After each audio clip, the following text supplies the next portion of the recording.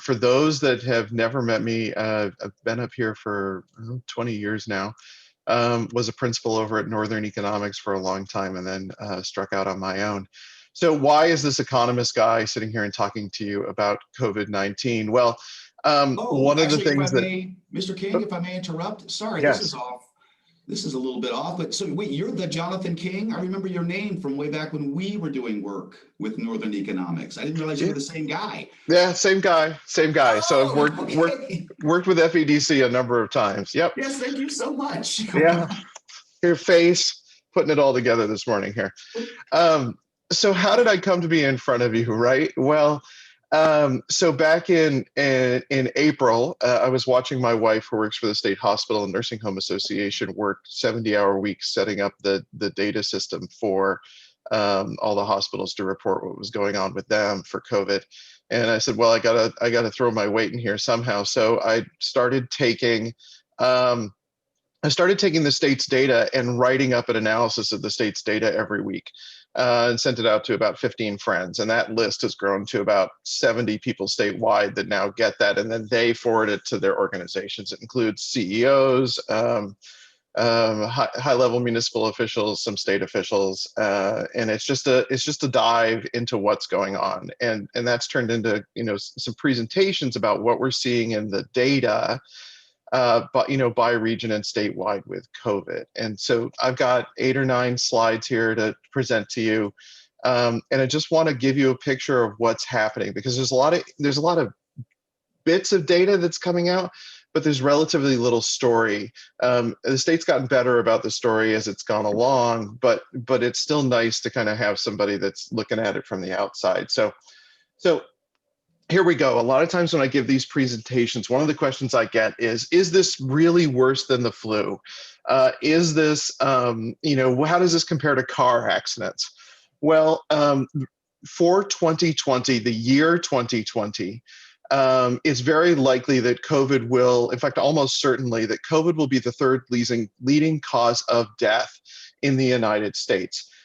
We have over 270,000 directly dead from the virus at this moment. At the rate we're accruing fatalities, which is over, we're essentially experiencing a Pearl Harbor a day, yesterday being Pearl Harbor. And by the end of the year, January 1, we'll probably have 350,000 confirmed COVID fatalities. And that by March, this will probably be close to 500,000 COVID fatalities. And that presumes a rapid vaccine rollout. So that is kind of the best case scenario, unless we were to all start following public health mitigation measures.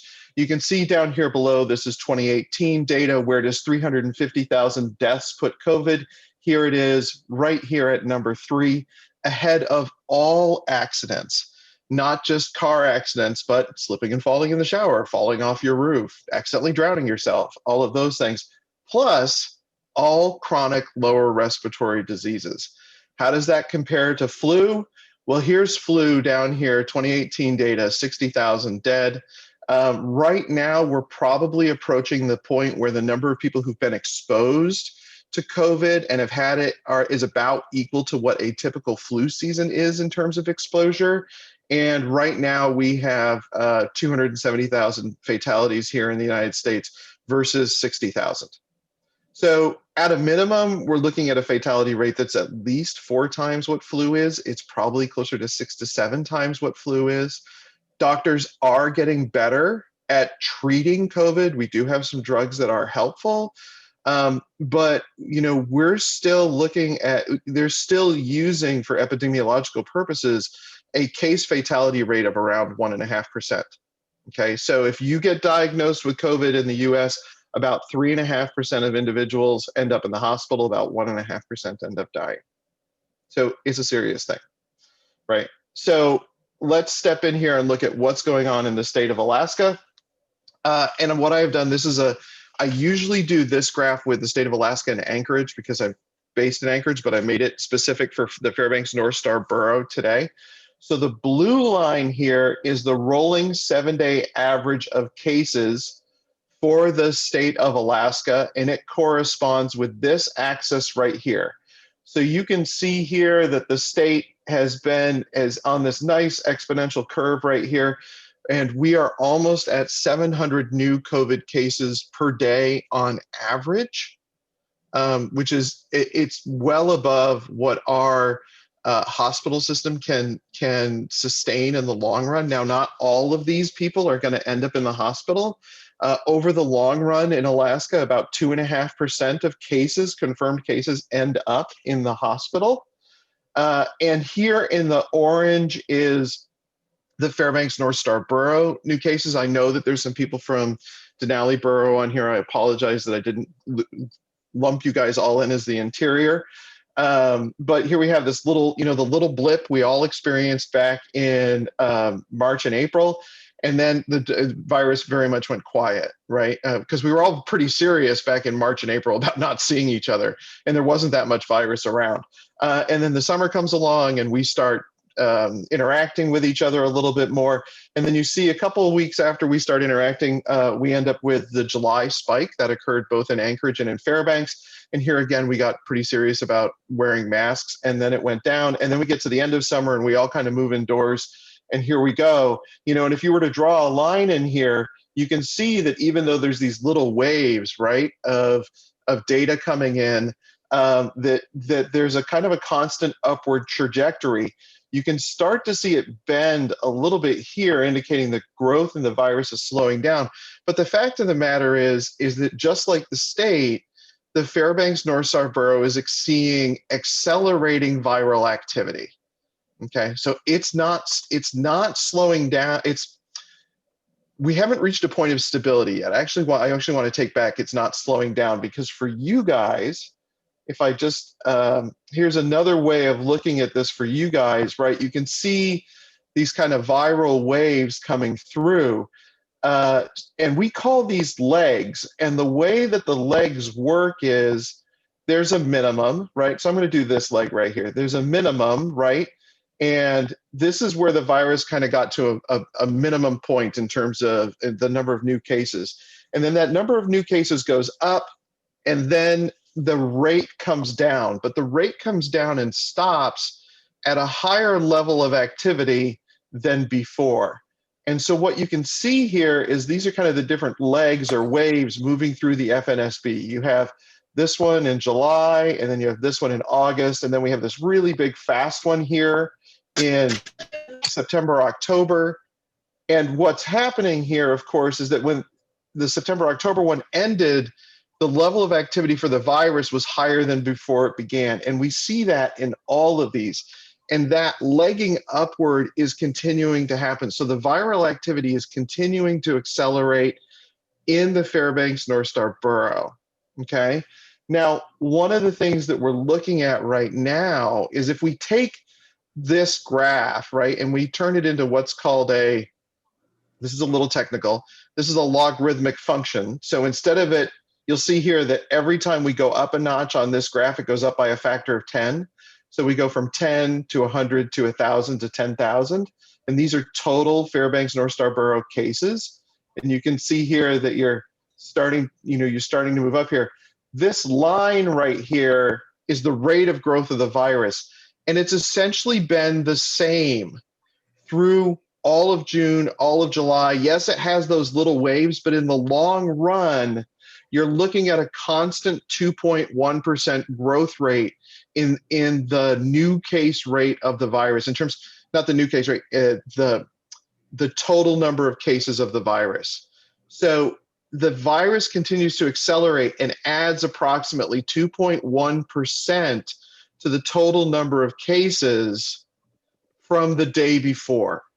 And it's been doing that since June or July. And you see these little moments right here where it diverges from that 2.1% line. It was a little slower in June and July, in June, a little faster in July, right? And so what this means is that there's not really anything that we have done that has slowed the virus. And of course, you guys know the Fairbanks North Star Borough does not have a mask mandate. There's been this whole tussle about who has public health measures. But the fact of the matter is that the virus has just kind of continued to click along at 2.1% growth. Every day is 2.1% higher than the day before, and it goes up a little. There can be a week or two where it's slower and a week or two where it's faster, but it's 2.1% continuous is what's Mr. going King, on. Yes, could go we ahead. pause for a moment? Yes, absolutely. Thank you, sir. Mr. Milne, I see that you've taken yourself off mute. Do you have a question? No, just an error on my part. Oh, okay. So All right. Yes, thank you, Jomo. So yeah, please do interrupt me. Like I do click along pretty quickly, but I'm totally interruptible. I'm not going to be offended. So what we see here is we do see a little bit of distance between this 2.1% growth rate and the line right now. And so what that indicates, if we come back here, is you see that it doesn't look necessarily that like this line right here is not as steep as this line. And so we do have a little bit of slowing right now compared to a couple weeks ago, right? We're not growing quite as quickly in the Fairbanks North Star borough. In other words, that rate is not growing quite as quickly, but the virus continues to accelerate. It's just not accelerating quite as quickly. So if 2 weeks ago it was at 40 miles an hour, and last week it went to 50 miles an hour, it went up 10 miles an hour. So maybe this week it's only going to go up 5 miles an hour to 55. It's still going faster. It's still continuing to accelerate. It's just accelerating slightly less quickly. And that could change, right? That could change going into next week. I think I hear someone who might be trying to ask a question. Yes, this is Jomo. Just to reconfirm, we did have a question in the chat box. So that is 2.12% each day? Yeah, it's the total number of cases are going up by 2.1% each day, which there's a rule in mathematics called the rule of 72, right? Which means that we divide 72 by the growth rate, and that tells us how many days it takes to double the number of whatever.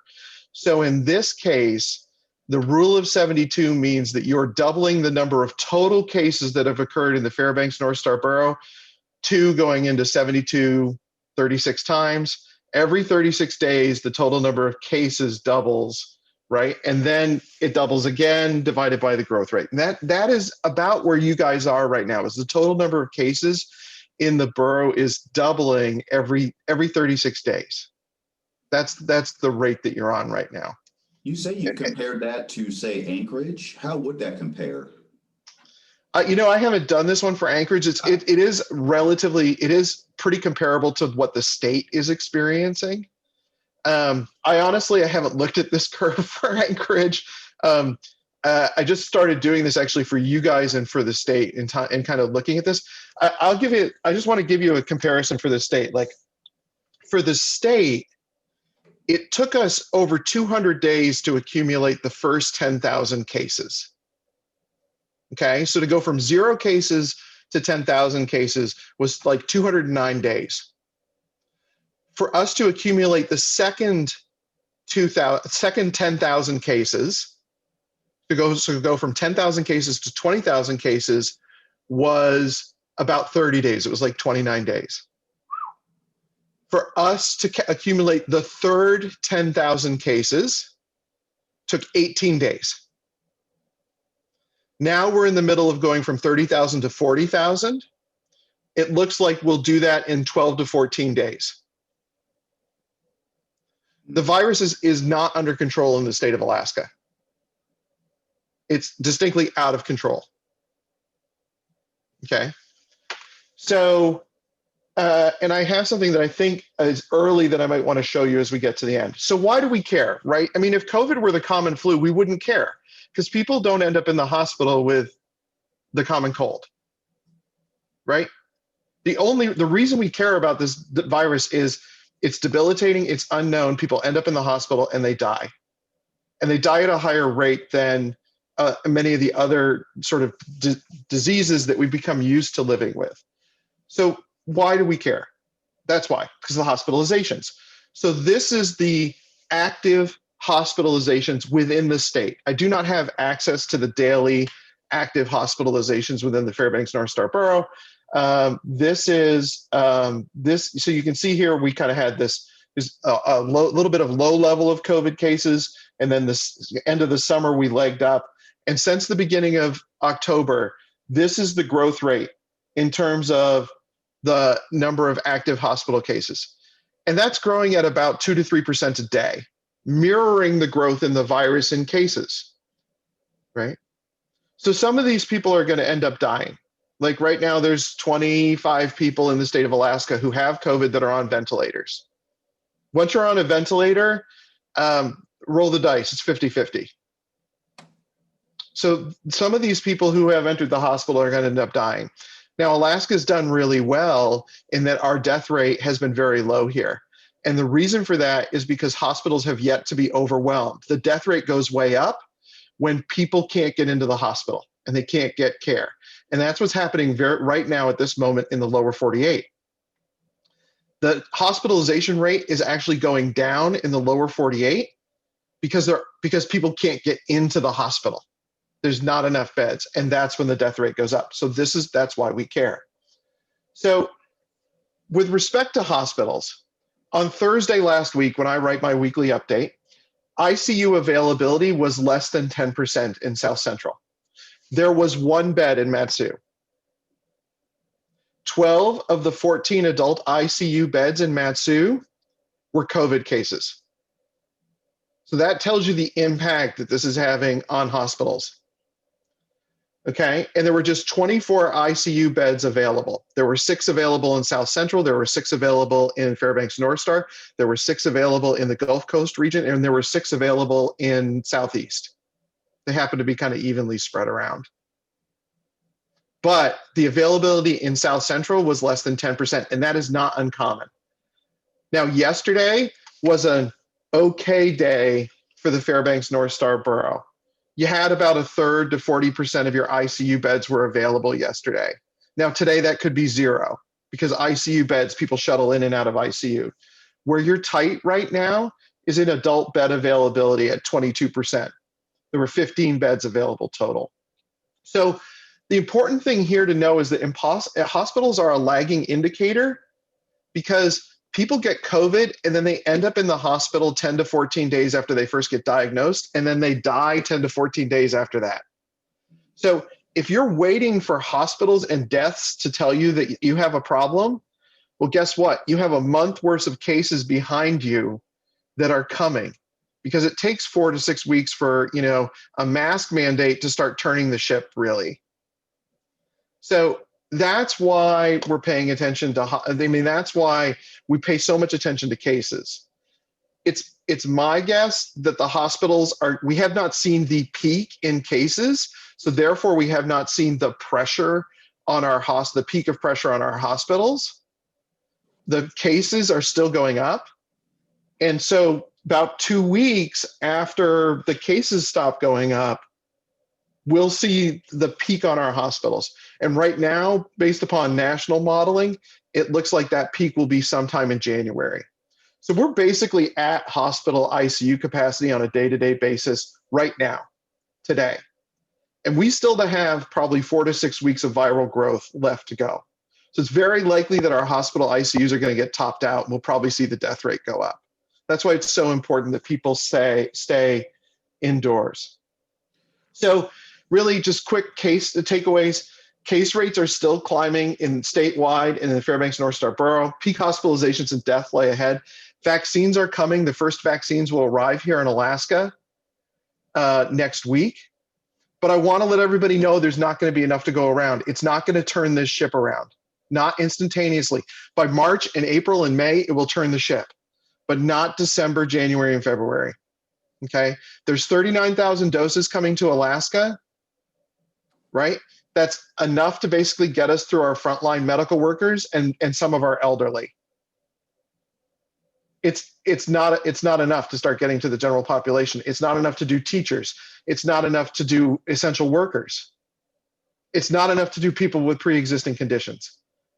It's basically going to let us protect the hospital system and then some of the nursing homes. Right? It's not going to get beyond that. It's not enough. It's not even close. We got 39,000 doses for a population of 700,000. Okay. So that's the takeaway. I just want to say thank you. I also want to show you something that very quickly that I'm working on for this week. This is brand new. So you can see these two lines here. And this is why masking is so important. This is a raw chart. It doesn't have any labels on it or anything. Jonathan, So, yes. Jonathan, it hasn't pulled up yet. You may have Oh, to share sorry. it. Let me start the screen there. I'm so sorry about that. All right. So let me appreciate that, Jomo. Appreciate that. All right, here we go. So this is super quick. So right now there's a natural experiment going on in the state of Alaska. Palmer and Seward have both debated mask mandates. Seward said yes, Palmer said no, okay? This blue line here is the case rate per 1,000 in Seward. This is essentially the day that they instituted the mask mandate. And look what's happened to their case rate since then. Could be coincidence, maybe not. The exact same day, essentially right in here, the city of Palmer City Council met and said, no, let's punt this for another 2 weeks. And they actually met this week and turned down the mask mandate. This is the case rate in Palmer. So there you have it, a living experiment on the efficacy of masks taking place right here in the state of Alaska. You're the first people to see this ever. I haven't shown it to anyone. Made it yesterday with the data. So there you have it. I want to leave time for John. I also have a 9 o'clock that I have to go to eventually here. I'll have to leave at 8:45. But I would love to answer any questions. So there's a question here that says, isn't this growth extremely scary for our villages? Yeah. I mean, we have seen what has happened. We saw what happened in Chivak, how quickly the virus went through the village of Chivak, where if you think about the state of Alaska today, where we have 35,000 cases, and if you think about the undiagnosed cases, maybe 1 in 7 Alaskans have been exposed to the virus, tops.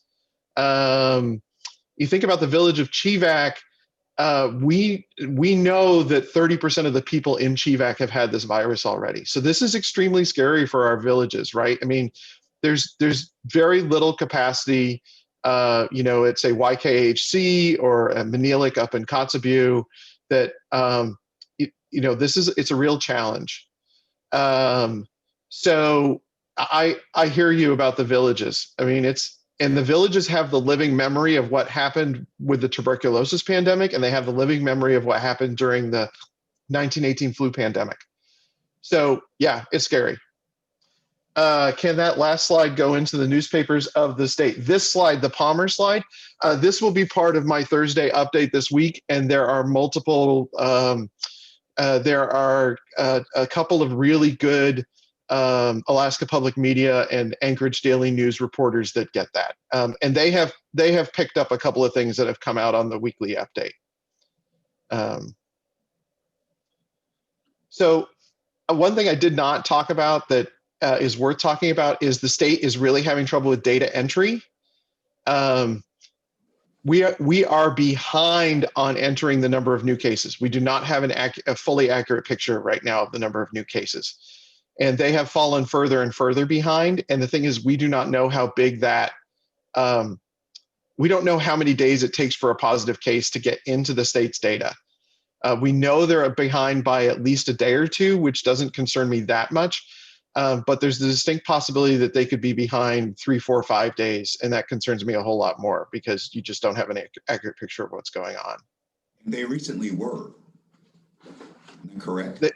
They recently were behind, considerably behind, at least from one reporter.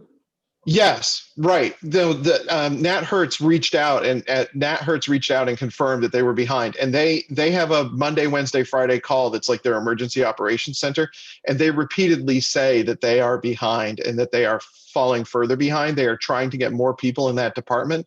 They got really torpedoed in the last 2 weeks by a couple things. One, there was a lab that was primarily servicing the Valley that failed to report positive tests for over a month. So they had 1,000 positive tests come in that had to be processed. That, of course, came in at the same time as all these other tests positives were coming in. That's an issue. And then the other thing is that they had a staff member who was responsible for entering that data and making sure there weren't any duplicates. That person got sick, and actually they got COVID. And so that in their ability. So why is the governor's dragging his feet? You know what? I know from talking with talking with other people who are far more connected to the governor's office than I am, that they were told that they should invest in this system back this summer, and they said that they basically said that they weren't going to add any investment into preparing for this moment inside of HES.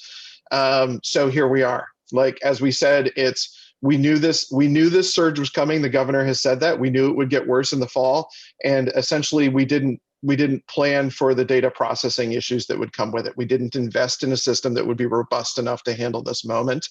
And now we lack an accurate picture of what's really happening in the state. And that is not the fault of the state workers that are doing this. I mean, these people are working 7 days a week to enter this data. And it's simply a lack of manpower and leadership investment. That's not their fault. That's leadership's fault.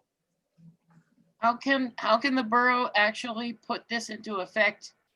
How can they? I'm not finding the right words right now, but I've talked to Bryce about this. Is there anything that the borough could be doing, or municipal leaders to Well, I do think that there's pressure that could be applied, through your delegation at the governor level to say, hey, we don't have municipal health departments. We don't have the ability to stand this up instantaneously. This data is critical for our decision-making and understanding what's going on in our community. The state is the only entity that can fix this problem. And right now they're kind of sticking to the old playbook, which is if you want to help, use the state hiring process, which we all know is rather slow. Right. I know multiple entities that have reached out to the state and said, we have people who can do data entry. We have people that are smart and can be trained in a day and can help you. Use them as temps. And the state's response has been, if you want to help, go to the state website and apply for a job. That's not how we fix problems in a rapid manner. We don't do things the way we've always done them in order to fix new problems.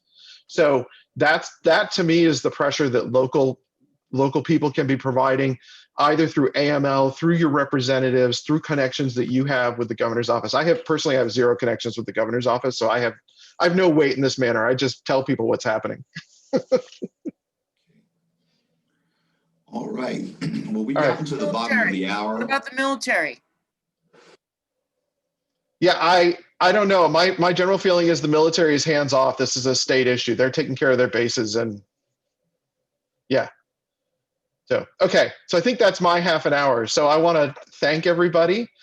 I know that's a frustrating answer. I know. I feel that stress that you're feeling right now, Miss Grieg. I feel that. I just want you to know that I recognize that. But it's my turn to cede. It's my turn to cede the seat to Mr. Bittner. Just so I can confirm, Jonathan, the presentation, you did send it to me. Yes. And so I am allowed to send it out to anyone who might inquire. Yeah, please do. It's all public data. It's all the state's data. Okay. Well, Mr. King, thank you so very much. Again, I know that you can loiter online for another few minutes. So I would invite you to do so if you wouldn't mind. All right. Yes, Ms. Bettesworth, I'll get that your way. And so now we'll transition over to Mr. Bittner. Well, thank you very much. I feel like whenever Jonathan and Jonathan do these joint presentations, we should have some sort of disclaimer at the front, because neither of our presentations are very happy or positive, to be honest with you. So I hope everybody is prepared for some more good news. Well, just so we're clear, we invited you here for fact-based presentations. So thank you very much. I wish I had happier facts. Let's see now. I'm going to go ahead and see if I can share my screen, and let me know if that popped up a PowerPoint. Can everyone see it? Yes. Fantastic. The system works. Well, thank you so much for giving me the opportunity to talk to you today. I'm going to run through the business side of things. Just to start off with, somebody had a question about what qualifies as a small business. We operate on the same definition that the federal government operates on. It was a definition defined by the Small Business Administration. And there's some nuances here depending on industry, but a good sort of general rule for small businesses is anything under 500 employees or under $20 million in annual revenue. So for those of you doing the math, in Alaska, that represents 99.4% of all businesses in the state. So basically, I'm just the business development center guy. They're all kind of small. At one point, before they got bought out, GCI would have fallen under the category of small business based on that definition. Ron Duncan doesn't like me to say that, but if you don't tell him, I won't. Just to lead into this, the SBDC has a lot of resources we developed over the past, almost a year now to help people with COVID, track information, all that good stuff. You can find it here, aksbdc.org/COVID-19. We've got online workshops, trainings, examinations of the data, all sorts of things for businesses in your region. I'm going to start off on talking about some general economic impacts. None of them good, quite frankly. A lot of the focus is going to be on the tourism hospitality industry because they got hit pretty hard, restaurants as well. Obviously, travel's down significantly. In-state, it's down almost 60%. Nationally, 1.6 million people, fewer people flew on December 6th than the same time last year, although November had 1 million plus traveler days. So in the Thanksgiving season, there were 4 days where over 1 million people traveled. Now that was still significantly lower than the same day last year, but that's a lot of people to be moving around the country in the middle of a pandemic. And we're starting to see, as Jonathan mentioned, there's a bit of a time lag when it comes to impacts and what caused them. And we're starting to see, I think, the bubble that's happening because of that travel, unfortunately. This has resulted in hotels being down significantly. Within the state, it's almost 30%. This has been bouncing around pretty high over previous years. And we're in a slow season, so that's sort of an additional problem. Over the summer, of course, this was even worse. Restaurants as well, down significantly. Actually, Mr. Bittner, Oh, yeah. Senator Meyer. Here, I'll take the snowbag. Whoop. Oh, sure. Hang on. Somebody's calling me. Whoop. Oh, sorry about that. Okay. Okay. No problem. Man, you gotta love the new Zoom meeting scenario, man. It's I get insights into everybody's home life now. It's kind of nice. I have to come to my office so that the cat doesn't walk through frame. See, I think that's the wrong move. I love seeing other people's pets. This is great. I get to live vicariously. Neither here nor there. So hotel occupancy down significantly, and restaurants, I mean, really taking into the teeth. And one of the problems with restaurants getting hit so hard, so fast, so early is that the margins on these businesses are really narrow in a lot of cases. It's hard for them to absorb this kind of financial impact, especially over the long term. And so you're going to see a real decimation in the tourism industry businesses who also run on some pretty interesting budgets because of the seasonality of their industries, and the hotels and restaurants that have slightly harder margins to make, especially with people just not coming or the shutdowns restricting their business. And this is resulting in changes across the board. I mean, obviously, unemployment is extremely high right now. I mean, we're starting to see some trends that seem to indicate it might be getting better, but that was before, I suspect, what's about to happen in terms of the numbers that Jonathan was just talking about, where everything is starting to go up, and we're running out of the federal dollars that propped up a lot of these businesses' payrolls. So while things are, temporarily sort of not getting better, but not getting terribly worse, I think we're coming into about a 3-month period where, unless we get a fresh pulse of capital from the federal government, things are really going to start getting scary around here. And we'll talk a little bit more about what that means and the magnitude of the funding that had gone into the Alaskan economy over the last 8 months or so in just a sec. Another thing happening is the places that are staying open for shorter periods of time. So overall, statewide, it's about a 15% reduction in overall hours of operation for businesses. So that's a follow-on impact, as well as lower commerce, fewer people shopping, fewer people going out. The stores themselves are operating on a reduced basis, often because of reduced staffing. They can't afford to keep the full staff open, but also they're just not seeing the same level of commerce. And this is what's interesting here, is that this happens both places that have restrictions and that don't really have restrictions. There's a widespread belief that if we unlock the restrictions, then everybody's going to flood into the stores and everything will be fine. What we're seeing is there is a delta, like you do get some additional commerce, but by and large, people are pretty on board with the fact that gathering in large groups is a bad idea. I mean, not 100%, but even restaurants in areas that don't have severe restrictions are seeing severely restricted sales just because people aren't willing to take that risk. Oh, the one last thing I wanted to mention here, more of our businesses are moving online, which in the long run, I think is actually going to be a good thing for our businesses, because it is a little difficult for us to compete with national businesses. I like. I have a question, Jonathan, in the chat Yeah, box. Sure. Is our statewide lack of strong internet availability impacting the chance for small businesses to work from home or work through this situation? Oh, absolutely. So the ability to move online is not universal across the state. I mean, the farther you get from urban centers, the harder this becomes. And it's not just because of connectivity. I mean, that's an issue, right? Especially in areas that aren't connected to broadband. But even in areas that are, in smaller communities, there's less resources to help businesses get online. It's not just like flipping a switch, right? I mean, websites have gotten much easier to develop. Social media makes online marketing slightly easier, but you still have to have some level of sophistication and savvy to know how to do that correctly, how to manage it, the financial issues that go along with doing online sales, right? If you're shifting from an in-person brick and mortar model to a shipping model type of thing, there's all sorts of additional costs and fees associated with that, and logistics as well, that can make it really difficult. A lot of restaurants are finding this out, even in the larger cities. They tried to move on to online platforms like Grubhub and things like that because they thought it was pretty turnkey operation. You put your business on these websites, they sell you and your product, they promote you, and you end up just racking up the sales. The problem is they take significant portion of those sales and fees. And in some cases, it's really almost break even for businesses that do business this way. So there's a lot of nuance in how you do this and how you get online. And our organization and many others across the state are really trying to assist with that. But that's just part of it. I mean, that plus internet plus all sorts of factors mean that this is not going to be applicable evenly across all businesses, unfortunately. I like this slide. It's a slightly outdated. This was done back in June, but I still think that the trends themselves hold, right?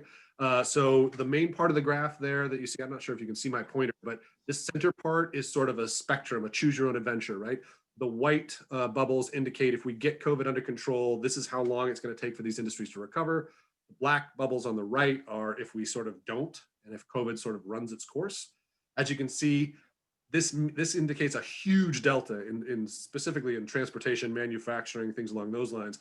But whether or not we get this sort of managed, and I think the indications are that it's going to be a little while, but it's going to indicate how long these industries are going to take to recover. And some of these are more core to our economic well-being than others. On the far right, you can see a series of black bars with numbers in them.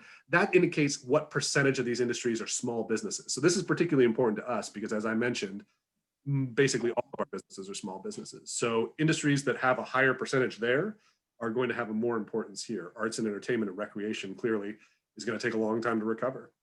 Accommodation and food services as well, no matter what we do. And so this is not really a good look for any of our economic sectors, unfortunately, but it is a clear indication that getting a handle on this pandemic early on would mean a much shorter timeline of recovery.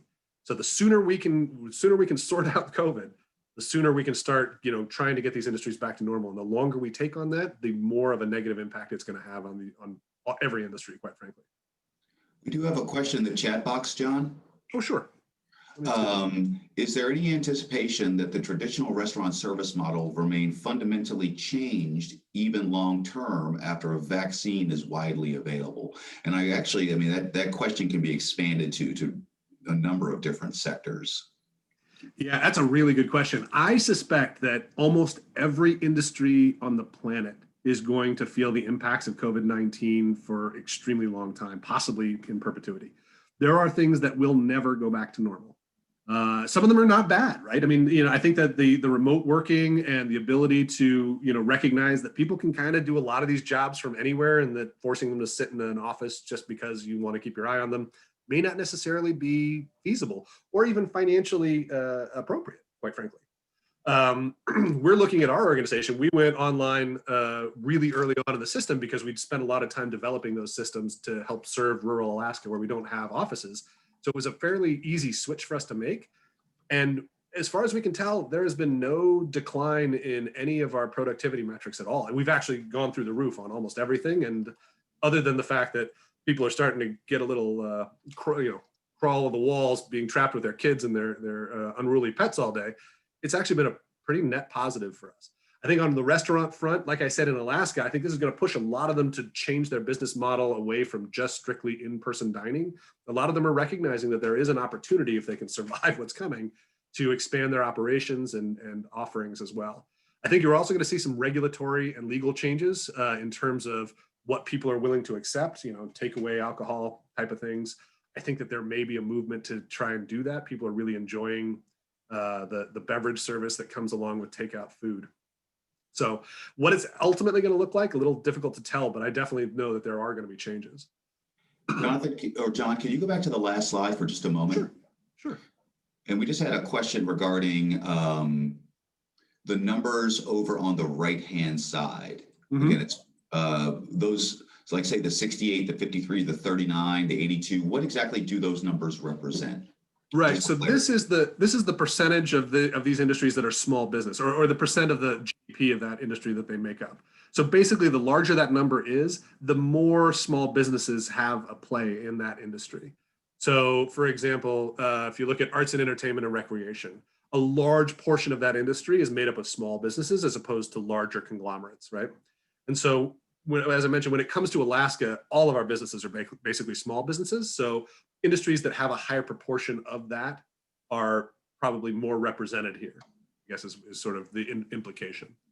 So real estate, rental, and leasing, clearly those tend not to be, over 500 employees, especially in a market like Alaska. Got it. Thank you. Looks like we do have one more. Okay. Thanks, Jonathan. Jonathan was just letting us know he's leaving. Fair enough. He's seen this before, so I'm not surprised. So one of the interesting impacts of this has been that shopping patterns are changing significantly. If you look at that top red line there, that is online shopping. And there has been a significant increase in the amount of online shopping over the last, 8 months or so. And largely driven by, what you would expect. People don't want to have to necessarily go out shopping. In a lot of cases, you can't. And so that's pushing a lot of consumers to do their purchases online. What makes that problematic is that, as I mentioned, a lot of our businesses aren't online, but a lot of that commerce is going to places like Amazon.com and things along those lines. Amazon's doing really well. Like, if you look at their stock prices, if you look at their financials, they're absolutely killing it. And smaller businesses aren't necessarily taking advantage of that as much. And that's a real problem for our economy, because if you switch these funds to these online retailers, you're taking it away from the local governments or local communities, local economies. And that's a real problem. An interesting sort of side note here is that it is normally you see it skew more towards the younger generations, Gen Z, millennials, things like that. They tend to do a lot more online shopping in general. And then the boomers and the seniors tend to do a lot less. In this case, we're seeing 60 to 100% increase in online shopping across all demographics. Everybody's moving online, regardless of age. So that's a bit of a problem. Here's, sort of the trend line you can see, especially since about October, it's really started taking off. This is a large part, I think, because of, Black Friday sales, Cyber Monday, things along those lines. But it's a over $30 billion delta just in November, at the end of November. And that's, really problematic, honestly, when it comes to preserving our businesses and our economy. We've got our early business survey results. I'm not going to spend a lot of time on this because we're going to release the full report here coming up pretty soon. But we surveyed, over 500, 600 businesses across the small businesses across the state. Obviously, the challenges are exactly what you'd expect. It's basically all COVID-19. A lot of them, a lot more than normal, tried to raise capital and were successful because of the federal programs. And their future outlook is really negative. And this is the first time this has happened. Normally, it's, on a national level, they're pretty, they're more positive than negative. On a statewide level, the positivity even goes a little higher. And then on a local level is the most positive. But it's always been more positive than negative across the board. This is the first year where it was not, by a large margin. It's more negative than positive on every front. And that's really concerning. And it also it leached into the responses on future funding. A lot of the businesses really were concerned about their ability to raise additional capital without another federal relief bill. They just don't think that they are good prospects for bank loans. There aren't a lot of other sources of funding out there right now that they can absorb. And it's causing a lot of concern and a lot of constraints on their growth. Let's talk a little bit about the funding that has been eligible or has been available. In the CARES Act, there was a few different pots of funding that were put out. The Paycheck Protection Program, of course, being one of the largest ones. 12,000 Alaska businesses received this, a total of $1.3 billion. And this is all funding that was released basically in the last 6 months. A majority of this funding, especially earlier in the program, was earmarked directly for payroll. So this was really to keep people employed. So $1.3 billion went into our economy to really prop up our workforce. And we still had unprecedented numbers of unemployment, right? So this is that, if you look at that unemployment number and sort of the magnitude of it, that was in the face of a $1.3 billion investment to prevent unemployment. I did a little digging into the numbers for cities in the state. They just released detailed data on the PPP loans over 150,000. They broke it down under and over.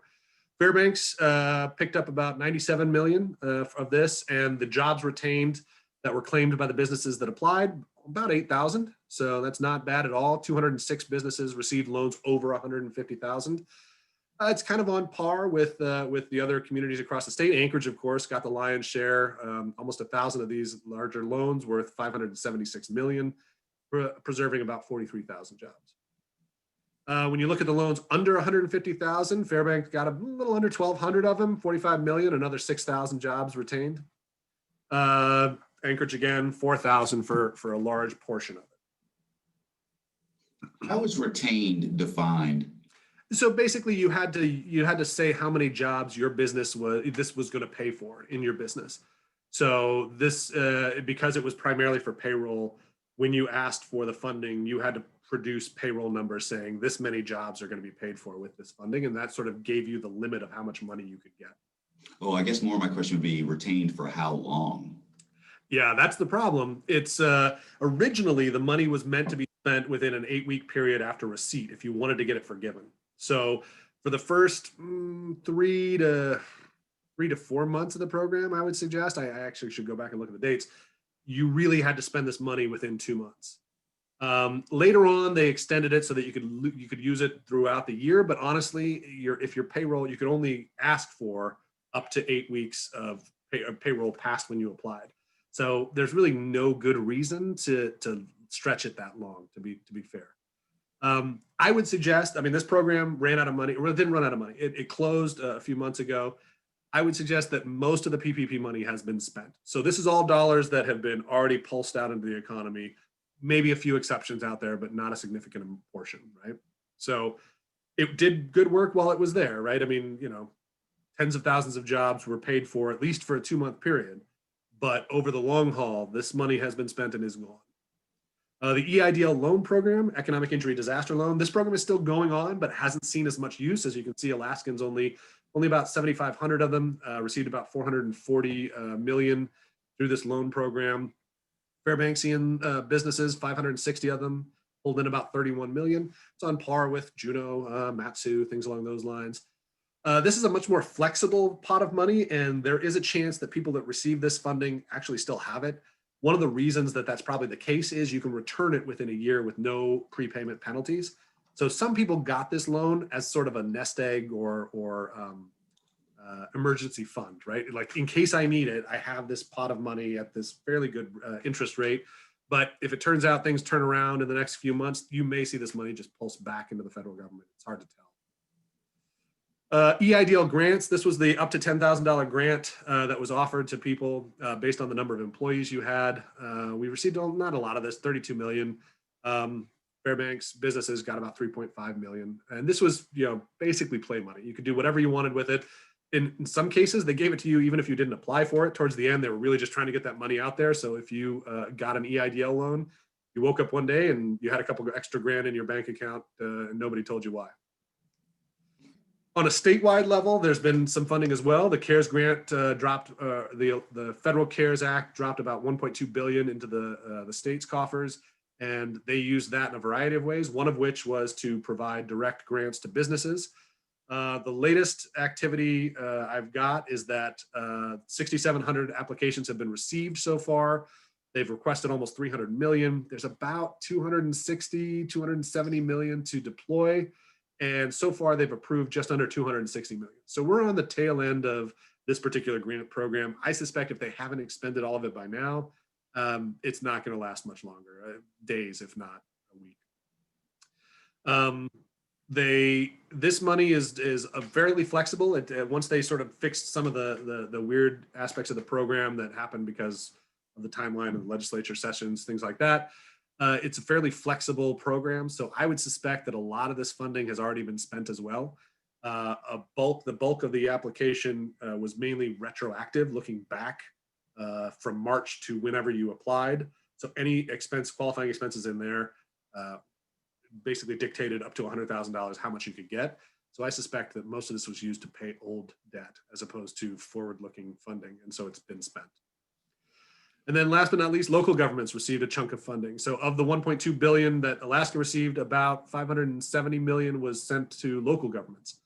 And so far they've distributed about 491 million of it. They did it in 3 tranches. There has been some difficulty, especially in the smaller, more rural communities in spending it or allocating it. It's kind of restrictive on what you can use it for. But most communities that did draw down the money used it in some part for business grants. If you look at the list there, that's all the major breakdowns: payroll, testing and tracing, telework capabilities, public health, and small business assistance. Those are sort of the top 5 uses of the funds locally. About $100 million of the total 570 has been spent on small business assistance. Most of these funds have already gone out. There are a handful of communities that are still either trickling out some of this funding or still trying to figure out how to use it. There is a timeline on this, on these funds, so you kind of have to get it out there now if you're going to do it. But for the most part, the bulk of these funds have been spent or allocated. So there isn't a lot of funding left on the local government level either. If we could pause for a moment, Mr. Bittner, do you mind going back for just 1 second? Oh, sure. So I guess we do have a question in the chat box. I did want to give a shout out. I see top of my participant list is actually Ms. Brittany Smart over at the borough. So I did want to give a shout out to the FNSB. And again, they are with their program and they did a great job of getting that program up, getting it running and getting that money on the street for the support of our community. So I did want to give that shout out, and I would actually give you a moment to crow, Ms. Smart, if you'd like it. Sure, I can. Okay, go on. I was just going to mention that our program is currently closed right now. We had a number of different pots. The Assembly did work on increasing some of the allowable funding. Our cap was initially set at $15,000, and the thought behind that was to really help those smaller businesses that maybe didn't have the expertise needed to apply for some of the other federal programs. That ended up not moving the money as quickly, and so the Assembly increased the cap and to 30,000, and when that increase went into effect, we had about 134 applications in about 2 days, and we very quickly had to close the program. We also provided some money for a healthcare impact grant. We're currently reviewing those expenditures. If there's any funding left from that, then that'll cover the overextended big grants, which is the business interruption grants. So we do have more applications than what we have available funding. So any leftover that we would have from the healthcare will be transferred to that. We also have an ordinance that's going to be up for a public hearing and adoption on Thursday. The idea is that if there is any leftover borough funding that is not expended through a variety of programs, whether it's the school district, the borough, or any of our grant programs, anything, then at least we have the flexibility to provide some assistance to Explore Fairbanks. But right now it looks like the majority of that funding would go to support small businesses. We also partnered with the city of North Pole to help with their businesses, and the city of Fairbanks has their own program. Both the city of Fairbanks and city of North Pole provided some funding opportunities for individuals as well, but that was outside of the borough's program. And John, I'll follow up with a call to you because I know you're working on a map, and I'm also working on a map to show the impact of CARES funding through all these various programs throughout our community. So I'm trying to have it ready in time for the borough of the Assembly and state legislator meetup on December 17th or 16th, one of those dates. So hopefully we'll have something where we can actually visualize the impact of this funding in our community. So that's in development. Thanks, Gemma. Awesome. Thank you, Ms. Smart. I do want to ask, John, I didn't realize this is just so engrossing. The time is flying. Are you able to loiter a little bit longer? Absolutely. I'm here as long as you need me for. I'm so sorry. This is going a little longer than I thought. Please. So. No apologies. Thank you so much. So again, everybody just know we can go a little bit longer on this.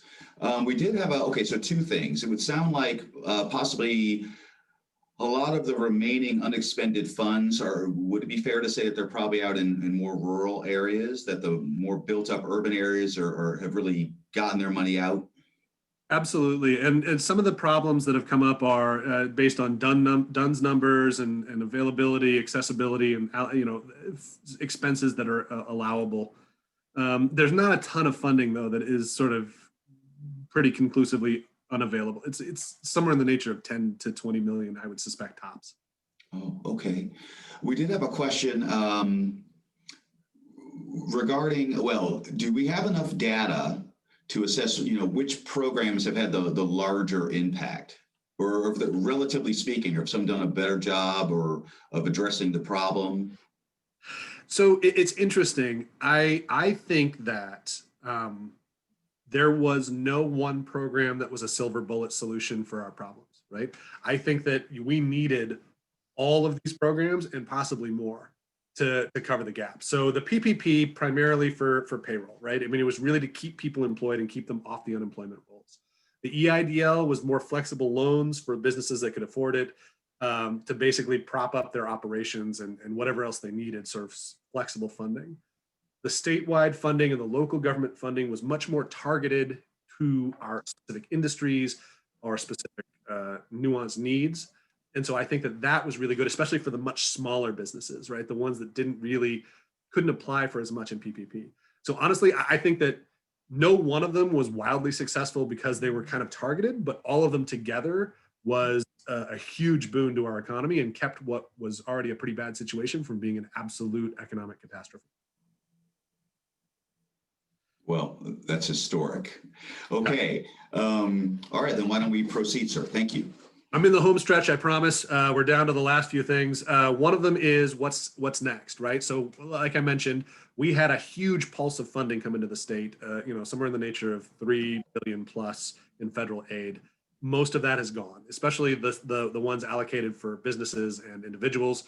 There are some options that are still being bounced around in Congress. The HEROES Act was passed by the House a few times. S-178 was the Senate's response.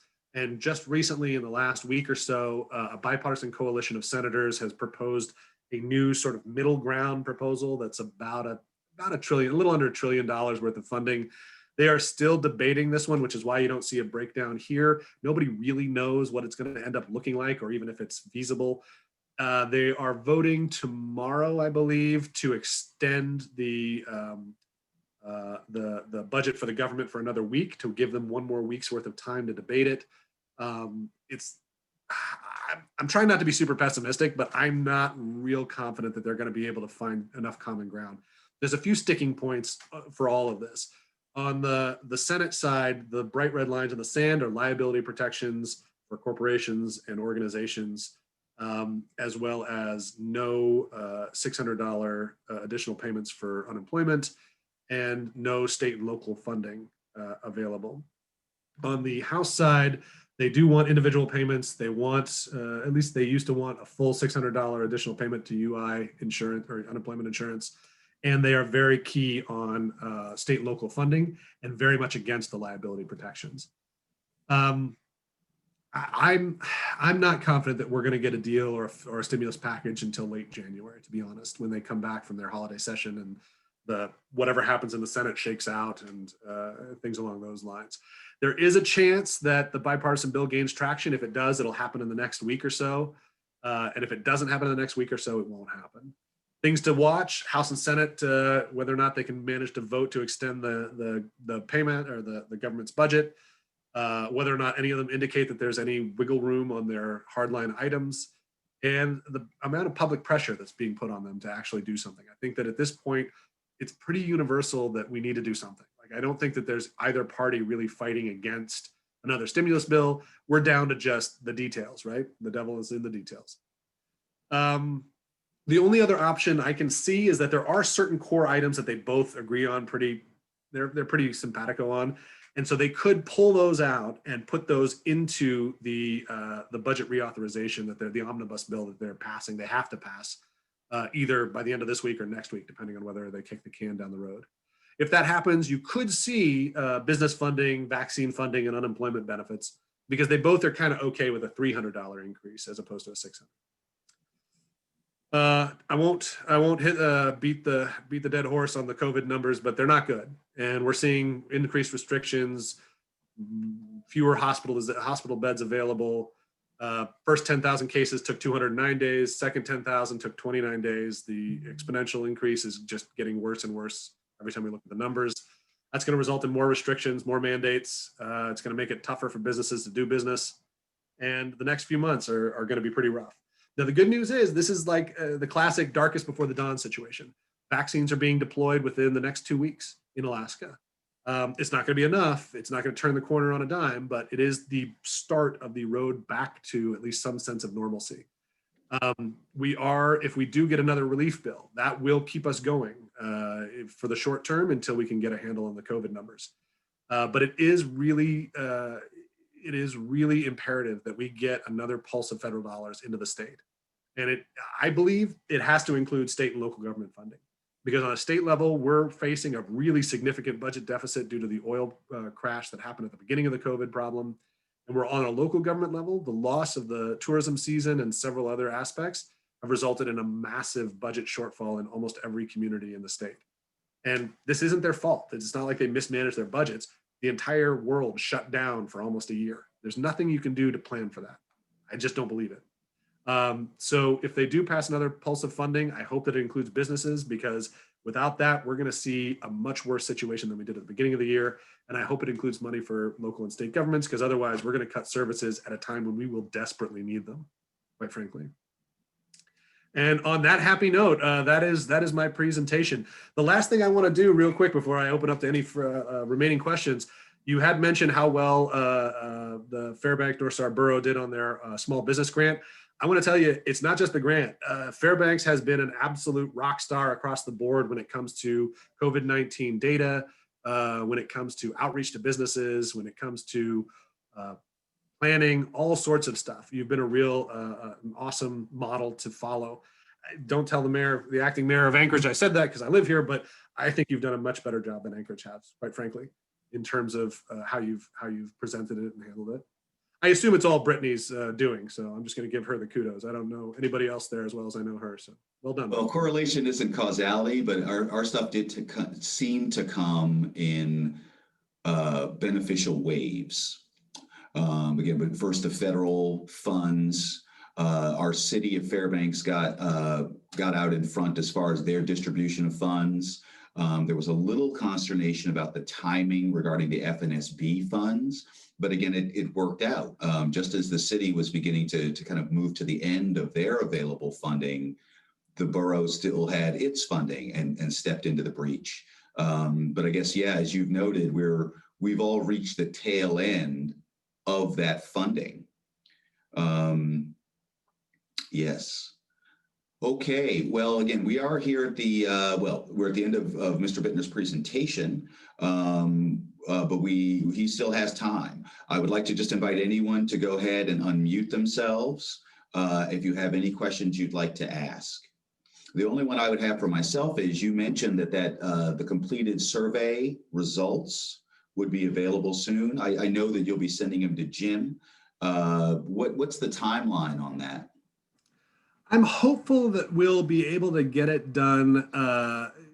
We'll have initial results here in the next week or so. We released the full report at the beginning of the new year, sort of to coincide with the legislative session, because there's a lot in there that I think will help policymakers. But because of the sensitivity of a lot of the data, we're going to try to get it out earlier if we can. It's just a massive amount of information. So hopefully we'll be able to get some. I'm definitely going to send out some early results here probably in the next week or so. And I'll make sure you're on the list. Okay, thank you. So yes, for anybody who's listening, please just know once that is available, I'll just let everyone know, and we can get it to you if you'd like it. Yes, Ms. Smart. Thank you, and thanks, John, for the survey. And I know you and I have talked previously about some of those surveys being broken out by region. Is that something that you're still hoping to do with the final results, so we'll be able to see our regional impact? Awesome. Absolutely, and we're going to blend it with the finance data that we're putting together through PPP, EIDL Advance, Alaska Cares, and any local. If you can help us with the local program data. I don't know if my staff has reached out to you yet, but I'll make sure that they do. And put that all together along with survey results and some other information for various regions of the state.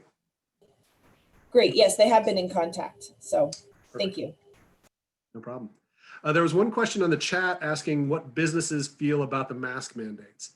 So it's really interesting. I actually was just digging through the data where this would come out, and there were a surprising number of businesses that are super supportive of the mask mandates. There were some that were very anti, just take away the restrictions, stop hampering my business. But all of them were sort of, there was a sort of running theme that they recognize we need to get a hold of COVID-19 if we're going to get back to normal. Because as I mentioned, even without mandates, we're still not seeing anywhere near the normal amount of commerce that you would see in these businesses. Like there is just a large subset of people that are just not comfortable, being in close quarters with others while COVID-19 runs unchecked. And that's going to get worse as the situation gets worse. There are a lot of people who are just not comfortable wearing a mask or being told what to do. Yeah. And I don't think they understand the severity of the health issue.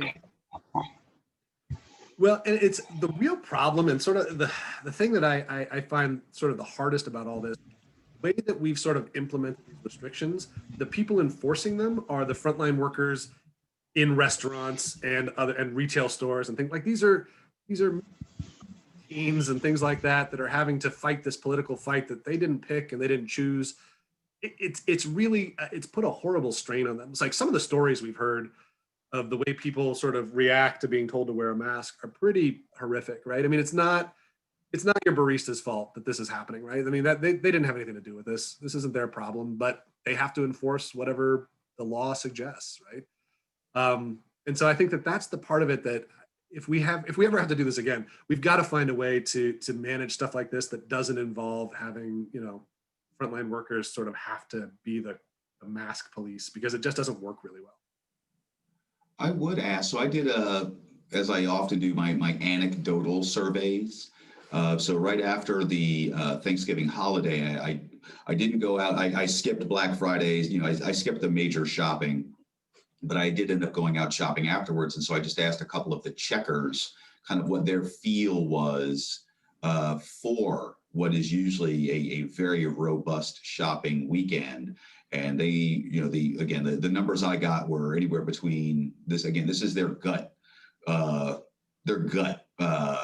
calculation on percentages, but say somewhere between 30 and 50% down or more as far as foot traffic coming through the lines. Do we have any data on that?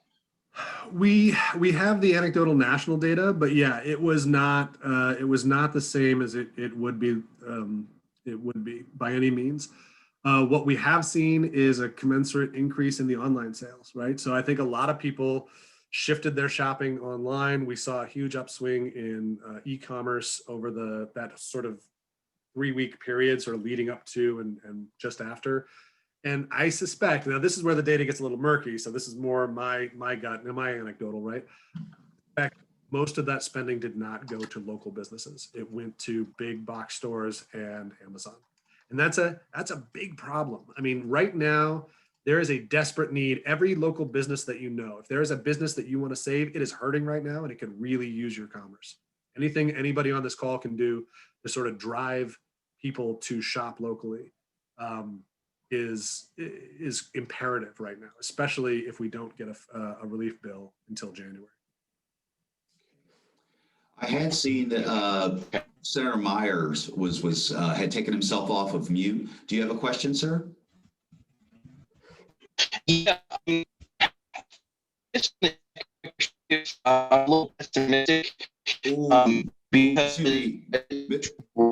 Mr. Myers, I'm sorry, but your Yes. connection is terrible. Can we try that again? Yeah, let me move real quick here. Oh, that's better. That's better. Okay. Okay. So I guess my thoughts on the economic side of things right now is I'm just a little pessimistic because I recognize how much of our economy is based on things that don't happen in this state, whether we're talking about tourism or the oil industry or what have you. And so I'm wondering really, is there anything that we can do to make things better, or are we just focusing on trying to bridge? I think that, like I said, I think that the main thing we can do right now, just as individuals, is find a way to promote spending at local businesses, right? I mean, we have to get this money circulating in the local economy. It's going to preserve jobs. It's going to preserve businesses. And it's more about trying to keep as many things going as possible, trying to keep as many of them alive as possible for when we recover, right? I mean, right now we're triaging. We're trying to support, especially businesses that have tighter margins. How do we keep them so we can have them, 6 months down the line, as opposed to having a massive shutdown and then having to start from scratch? Because one of the things that has been an interesting trend in Alaska's economy over the last, I don't know, however many years you want to go back, but our economy has been diversifying, right? I mean, when I grew up here, way back in the dark ages, it was, really oil was the only game in town, oil and fishing, right? That's what we did, and timber to some extent. But if you look at how buy Alaska, I'm a big fan. Thank you for the plug. If you look at how our economy is diversified over the last, decade or so, we've done a much better job. We're still nowhere near where we should be, but we're moving in the right direction. My concern is those industries that we're diversifying into are some of the most fragile. So those are the ones that are going to get hit the hardest and are going to be the hardest to replace if we lose them.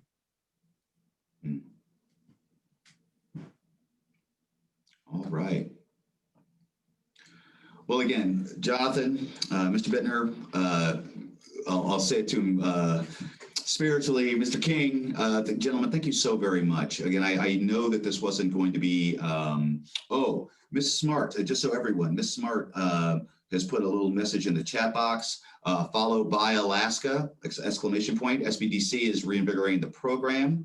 Also, the Chamber of Commerce has been doing had been doing a big buy local push, and FEDC is still getting out as best we can information via our Facebook page regarding the local Fairbanks First Buy Local program.